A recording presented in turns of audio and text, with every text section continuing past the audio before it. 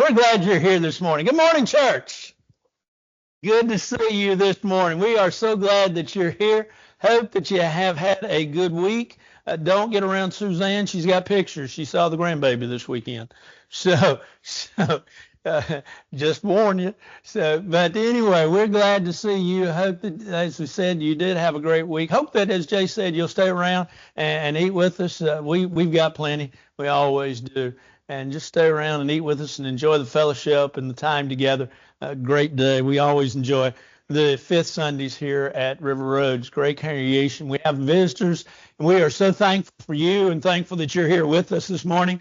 I look around and knew of several that were going to be out. They're vacationing or sick, and so you've helped fill in some of those spots, and we are very thankful for that as well. You might guess that if you listen to the songs as you sang them this morning and realize exactly as you were teaching and admonishing one another this morning, that we're going to talk about heaven, the hope of God's grace. We've been spending time, this is the eighth lesson, or the ninth lesson, in the series of grace, and this is the last one. We've talked about grace, and we've talked about grace is the unmerited favor of God, and we looked at that the very first week. The second week, we looked at grace from the standpoint of the elements of God's grace. And we talked about that there are three ingredients that make up God's grace: God's love, God's mercy, and God's kindness, according to Ephesians chapter 2, that make up God's grace. And then we talked about such things as can God's grace reach me? Does God's grace, will it touch me? Will God be gracious to me? We talked about by grace being saved through faith. We talked about this idea of saved by grace. Can you fall from grace? We talked about that. We talked about a whole series of things. But ultimately, we have to talk about the hope of God's grace, and that is heaven. There was a man one time went to church. He was a regular sleeper, that is. But he went to church, and he went to sleep during the sermon. Well, the preacher, every week he saw this good brother just kept going to sleep, and he wanted to make an impression upon him. He wanted him to stay awake because he wanted him to hear his sermons.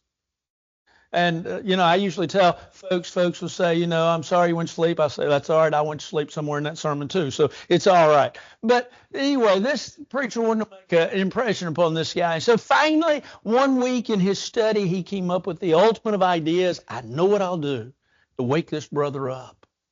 And so he stood up one Sunday morning.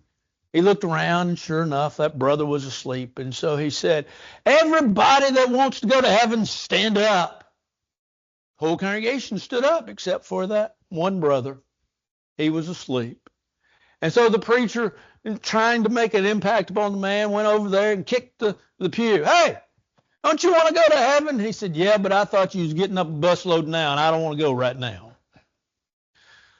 The idea of heaven is truly a marvelous, marvelous subject. It is, when you just mention the word heaven, it's sort of like mentioning the idea of home or mom. It just brings those warm feelings into our innermost being. It's the idea of the home that awaits us. And while, sadly, there are those in this world today that do not believe in heaven and do not believe in the existence of heaven, the Bible plainly teaches that there is a heaven, and that heaven is eternal. Remember what Paul wrote in 2 Corinthians chapter 5, for we know that if the earthly house, this tent, is destroyed, we have a building of God, a house not made with hands, eternal in the heavens. And that wonderful psalm, Psalm 23, remember where he says, the Lord is my shepherd, I shall not want. What does he say at the end? And I will dwell in the house of the Lord forever. Verse 6.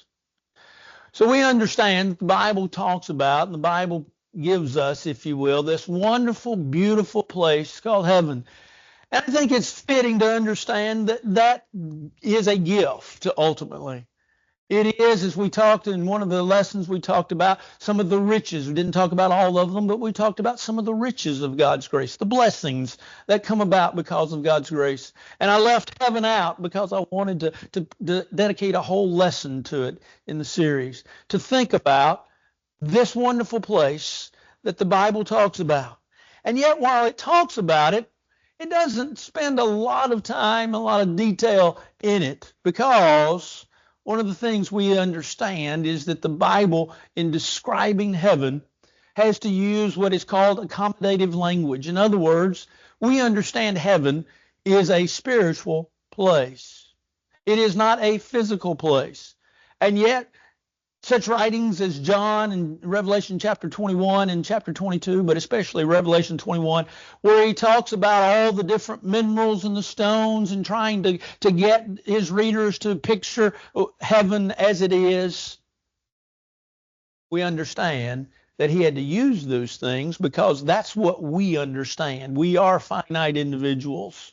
And being finite individuals, we understand gold and silver and pearls and chalcedonia and sardonyx and all of those beautiful minerals and beautiful stones. But heaven is a spiritual place. And so while we say, well, is this exactly what it's going to be like? Let us just use the descriptions that the Bible uses, and let's try to picture, if you will, those pictures as we see them and as they are portrayed in the Bible. But the city is described in 1 Peter chapter 1 and verse 4. And I want you to think about this for just a second before we get into that verse, and that is this. Peter wrote this epistle to individuals that were facing and dealing with and going through heavy persecution. They were being persecuted not because of where they lived from the standpoint of location. They were being persecuted not because they were individuals that, if you will, like to dress a certain way, or because they had certain color hair, if you will. Their persecution came because they were Christians. And so Peter writes that beloved and wonderful epistle to encourage his readers to remain faithful in faith. And in verse 4, hasn't gotten very far into his epistle, he reminds them and he tells them about heaven, this beautiful city. And the first thing that he tells them is that it's an inheritance. An inheritance is that which a generation receives from usually a former generation, something that they have not earned, they have not merited, but that which is given to them as a gift. It's an inheritance. Oftentimes we think of an inheritance, we think of children, we think of being children. And the Bible tells us in Romans chapter 8 and verse 17 that we're children, heirs of God. Well, what are we going, if you will, to inherit? What is going to be ours? That wonderful place called heaven, described as a prize, described in scriptures as a treasure, described in scriptures as a crown. It is that which is the ultimate of ultimate gifts. It is that which is the ultimate of all that we could ever expect. It is all that you have left. It is what is left to us. It is heaven itself. And so Peter says, guess what? You get an inheritance. But it's an inheritance that's incorruptible. Incorruptible is kind of hard for us to understand. We live in a world that is, after all, corruptible, right? We live in a world that rust tends to break things down. We live in a world in which decay and rot are a reality. Homes rot. Homes decay, especially after a period of time. If they're not maintained, they do such faster, but nevertheless. Peter says, this inheritance is incorruptible. It's not going away. While moth and rust destroy and thieves break in and steal. Matthew chapter 6, verse 19. Jesus reminds us in verse 20 to lay up for yourselves treasures in heaven, where neither moth nor rust doth corrupt, and where thieves do not break in and steal. You see, Peter says, you need to know something. This inheritance is not going away. As we've already looked at, it is eternal. It is that which lasts forever.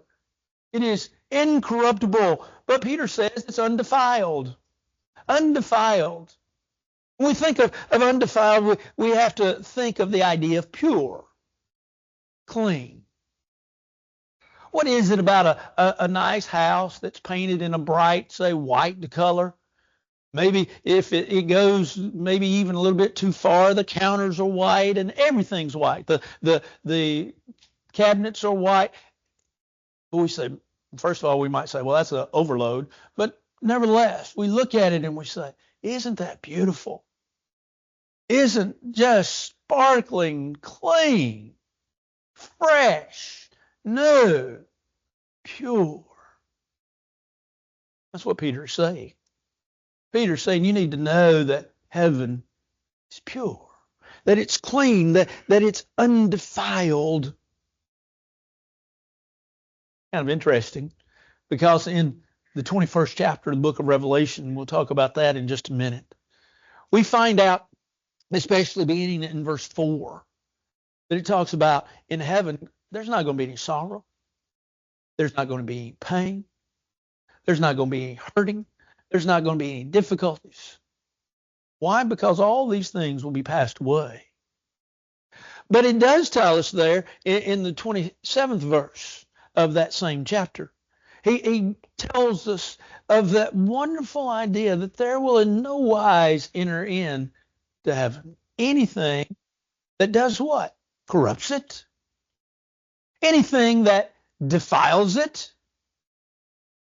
And then when you look in Revelation 21, one of the things you notice is that it talks about the sexually immoral and the abominable and the impure. They all have their part in the lake of fire, but they don't enter into heaven. You see, heaven will be undefiled. While the things of this world may do what? Well, Peter covers it, fade. While those beautiful white colors, there's that beautiful painting in the house and the cabinets and all of the fixtures and all of the white that's in that house that we've looked at, over time does what? It fades. The white is not as bright. The dinginess begins to take over. And no matter how hard you scrub, and no matter how often you mop, and no matter how many cleaners you use, there's still that effect of time. Time that has caused it to fade. Time that has worn off the newness. Time that has worn off the beauty. Time that has worn off the grandeur of it all. And Peter says, guess what? This incorruptible, undefiled place does not fade away. You remember that part of that song, when we've been there 10,000 years, bright shining as the sun? And it's talking about not necessarily the idea that we're talking about right now as it continues, but that phrase in that song so captures what Peter's saying. When we've been there 10,000 years, it will be as bright as it was the day we went, the day we walked through those gates. It does not fade away. But then Peter says, there's a reservation that's made. You ever gone somewhere and had a reservation? Maybe you went to a restaurant, a nice fancy restaurant, and you had a reservation. And you walk up to the individual that greets you at the door and you say, I have a reservation, and you give them your name. And they say, yes, come right in. You know the difference between that and not having a reservation? Think about it. Suzanne and I, when we go on vacation, we always make reservations. Why? Because I want to know that when I pull up to a place that I can walk in and they can say yes. They can say, you know, here, you need to pay this amount of money. Here's my credit card. And I'm going to be there for ever how long I'm going to be there. We went on vacation with folks here a couple of years ago, and they decided to cut it short by a day, and so we all came back from the beach a day early. But we didn't leave till 4 o'clock that evening because that's when they wanted to leave. By the way, this is my knothead son. But anyway, If you recall, when we went, hurricane came through. Didn't come through where we were, but it came through, hit Florida. Terrible. Everybody, when Suzanne and I hadn't thought, everybody had moved inland.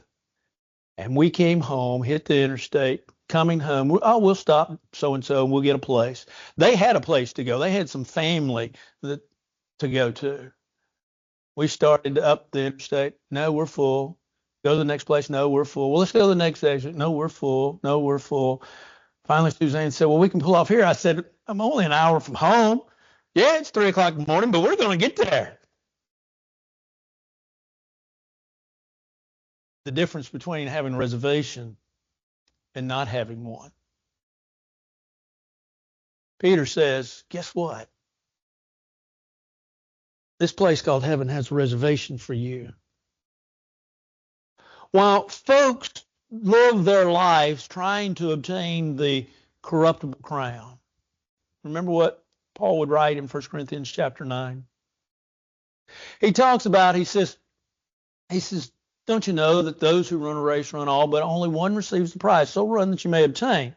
And the reason we do that is because there are those that were running, according to verse 24 of 1 Corinthians 9, a race to gain an incorruptible crown. Or a corruptible crown, but we an incorruptible crown. Peter's image there is fascinating because in those days, in Bible times, in the Olympics, as we're fixing to experience here in just a few weeks, the runners did not run for a gold medal or a silver medal or a bronze medal. They ran for an olive wreath crown that was placed upon their head. And just the, if you will, the notoriety of having won their race.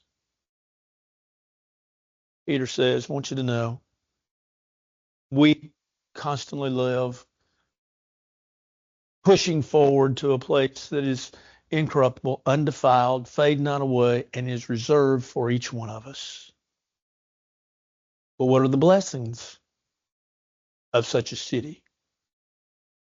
In other words, here's another way of asking or putting this point together. Why do I want to go? Okay, that's a great place.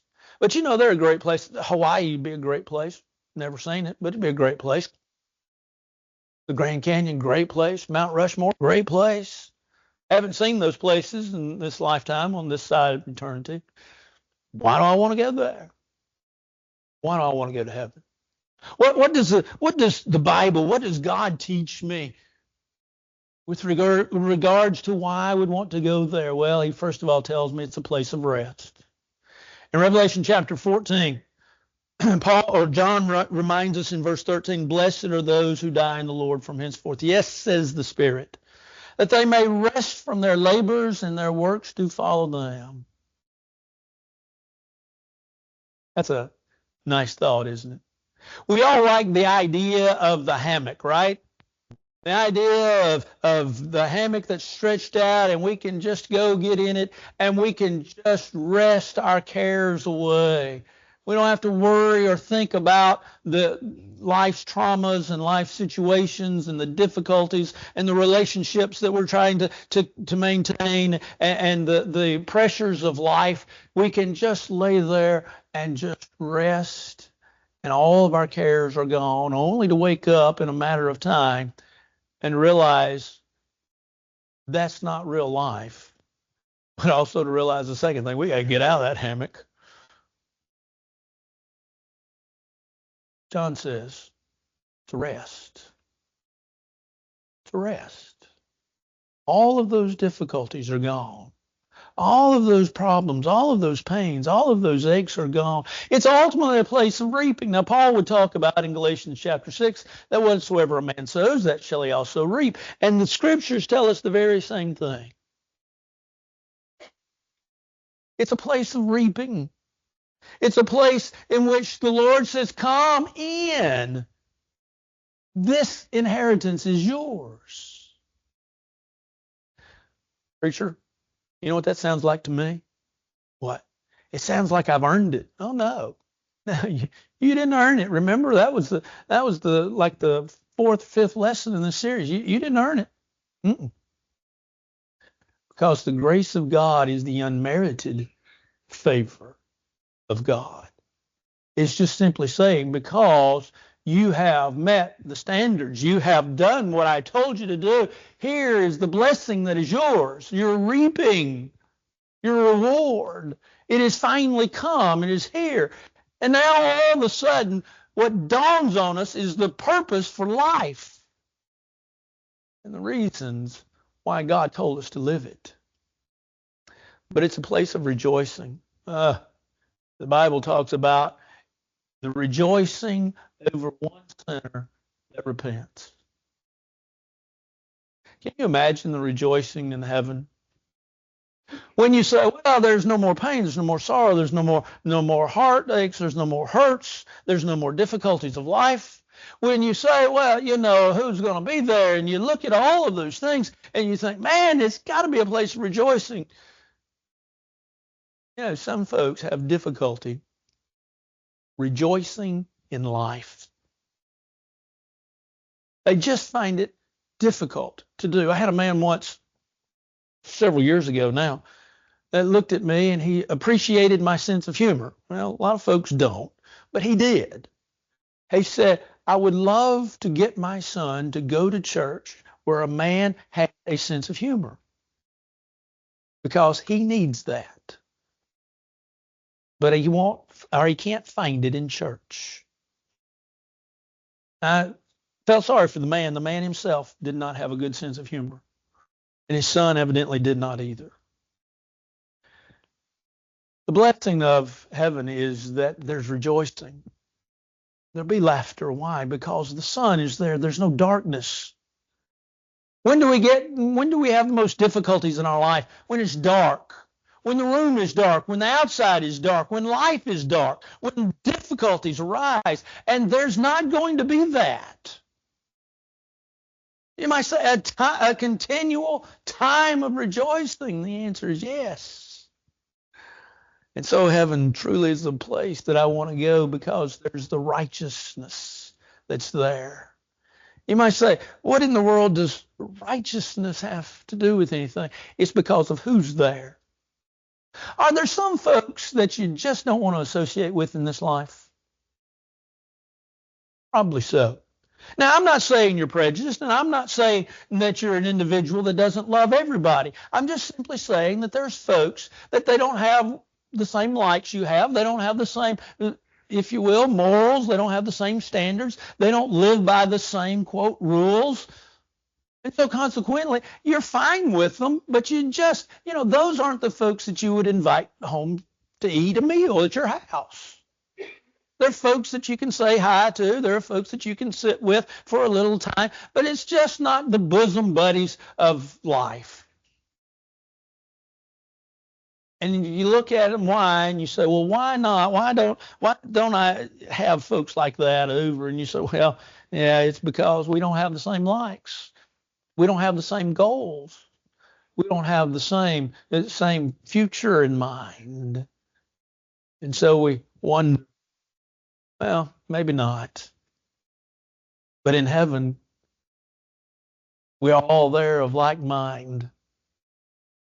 All of God's righteous are found. We've already said that John wrote that there's nothing there that will make an abomination or lie. That there's nothing there that will ruin the beauty, the grandeur of heaven itself because of who's there. And so it's full of a place that you would rather be. Mark Twain once was asked where he was going to go for an eternity or where he would rather go. And this is Twain's answer. He said, I'd like to go to heaven for all that is there, the grandeur of that's there. But he said, if you're going to choose, if you will, characters to be around, hell would probably be the choice to be. Well, I disagree with him. I don't want to be around those individuals. I want to be around folks of like precious faith that push towards the same goals that I did. And so I want to go to heaven because it's a place of rest. It's a place of reaping. It's a place of rejoicing. It's a place of righteousness, but it's also a place of responsibility. Preacher, what do you mean? Didn't you say that it's a place of rest?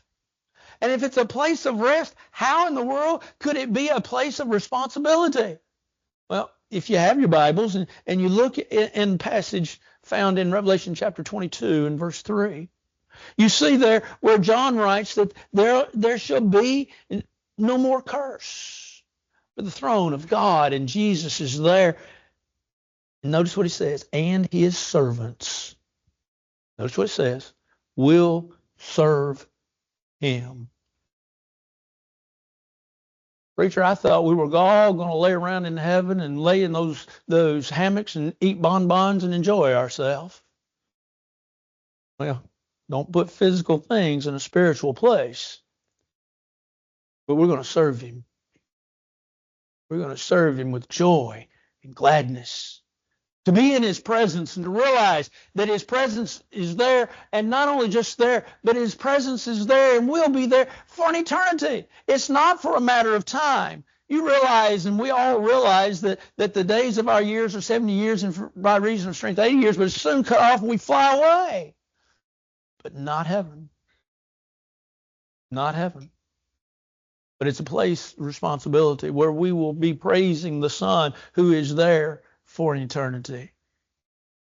And while we may not be running around filling up iced tea glasses and making sure everybody has enough of salad and barbecue, we'll be making sure that we serve him and we praise him. Folks, I want to go to heaven.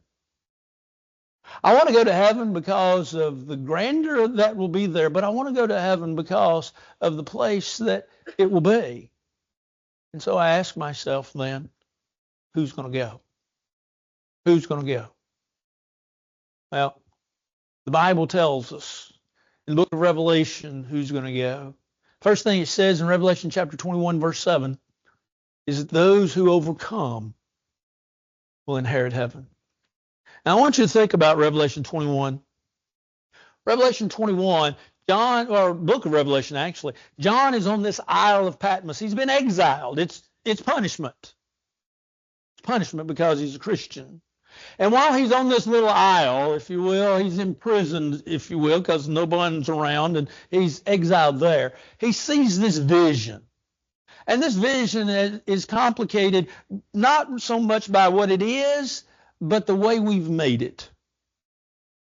But it is in that vision where he sees heaven in Revelation 21 and 22. And in Revelation 21, he gives us some insight, and also in Revelation 22, he gives us some insight. First of all, he says, those who overcome. Overcome what? Overcome trials and temptations of this world. Overcome Satan and his tools and his tricks and his teachers. Overcomes the worldly influences that ultimately are backed by and pushed by Satan. Overcomes the point that he's fought the good fight and he's kept the faith. The individual then that truly has lived the life for God, that has been truly committed and wants more than anything in this world to live the life that God would have him to live. But then in verse 24 and verse 27, he says that those that are saved, those that ultimately are children of God. You know, the reservation that we talked about earlier is a reservation that Jesus made for us. In Ephesians chapter 1 and verse 7, in whom we have redemption through his blood, the forgiveness of sins. That reservation was made by Jesus' blood on the cross. And it is that blood that he shed upon the cross that was not, as Peter said in 1 Peter chapter 1, if you're still there, if you look down in verse 18 and 19, he says, not with corruptible things as silver and gold, but by the precious blood of Christ. Were we what? Saved. Who are the saved? They're the individuals that have accepted the Lord and accepted his plan of believing and repenting and confessing and being baptized into Jesus Christ for the remission of their sins, who have lived a faithful life, who in the end have stood before the Lord, who stood before him in judgment, and have heard the words, "Well done, good and faithful servant." Those individuals will be there. Ultimately, then, the obedient. Chapter 22, verse 14, those who obey. Blessed are those who die in the Lord from henceforth, yes, says the Spirit, that they may rest, yeah. But he goes on, and he says in verse 14 of chapter 22, that those who obey, blessed are those who keep his commandments, that they may have a right to the tree of life, and they may enter in through the gates into the city.